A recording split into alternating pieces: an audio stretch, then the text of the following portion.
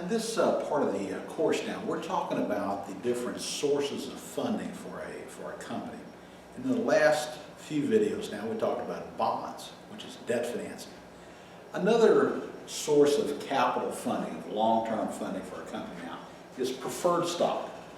There are two kinds of stocks that a company can have. One's called preferred stock, the other's called common stock. Now, preferred stock, it's important to remember why investors buy preferred stock. Investors buy preferred stock not for capital gains, not to kind of buy low and sell high sort of thing, but they really buy preferred stock for the income, the dividends that they pay. The dividends on preferred is looked at as a perpetuity. In other words, if the company, if the preferred stock's paying you, $5 a share now, they'll be paying you $5 a share 10 years from now and 20 years from now. It's a perpetuity. It's a cash flow whose growth rate is zero. But income, though, is the reason why people buy preferred stocks, and we're talking about the dividends on preferred.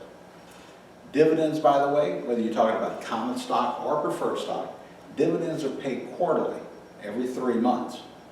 In the bond section that we just got through with the videos on, you found out that bonds often pay interest semi-annually. Bonds, the income on bonds is called interest. The income on stocks, preferred stocks or common stocks now, dividends are income. So the income on stocks is referred to as dividends. They're paid quarterly.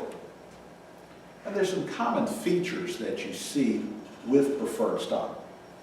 This doesn't mean that you see all of these all the time, but these are just things that different issues may or may not have. A common type of feature on preferred stock is known as a cumulative feature. And the cumulative feature goes this way. If the company owes me dividends and they don't pay me the dividends now, they owe it to me in the future. Okay?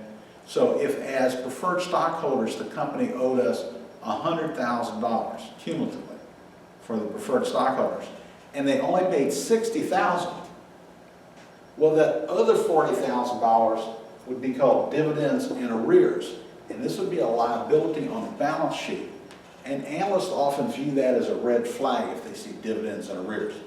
Logic being, if they can't pay the cost of their preferred stock, how far are they from not being able to pay the cost of their debt, the interest on their debt, which is a definition of bankruptcy.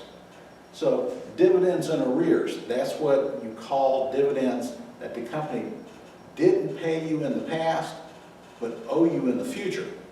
So if we had a company that owed us $100,000 in preferred dividends and only paid $60,000, that means next year they don't owe us $100,000.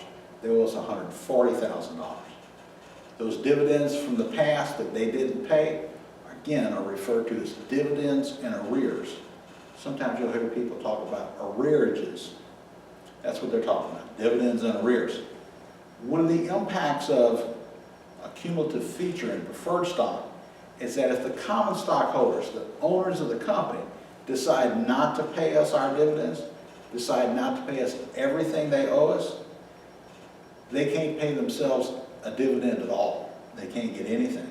So until they pay all the dividends they owe us now and from the past, they can't pay themselves a dividend either.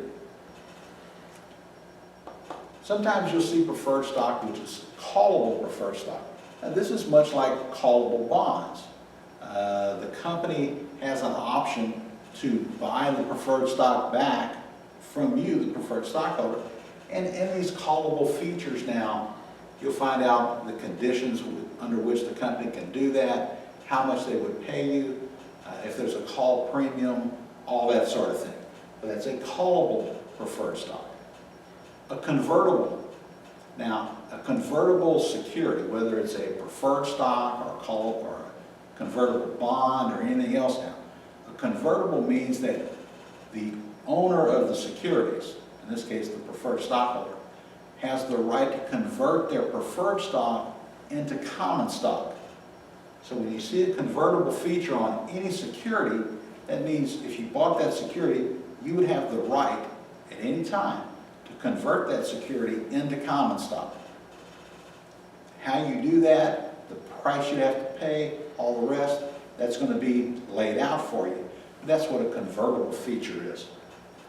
Voting preferred stock.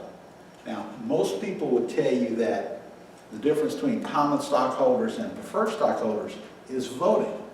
Common stockholders get to vote, preferred stockholders don't. Now, what they get to vote for now is the board of directors. It's the board who hires the management who runs the company, who controls everything. And voting preferred stock typically says that if there are any dividends in arrears, if they failed to pay us what they owe us in the past, then the preferred stockholders get to vote.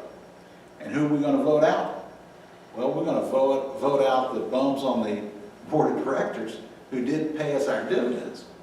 So a lot of people like to see this because this kind of gives owners, the board and the management, a little incentive to pay the preferred stockholders everything that they're owed. Another type of preferred stock that you hear a lot about, really in venture capital now, this is called PIK preferred stock, P-I-K. PIK preferred stock, P-I-K stands for payment in kind. That means with a PIK preferred stock, you don't get paid cash dividends, you get paid in more stock, in more preferred stock. That's called payment in kind.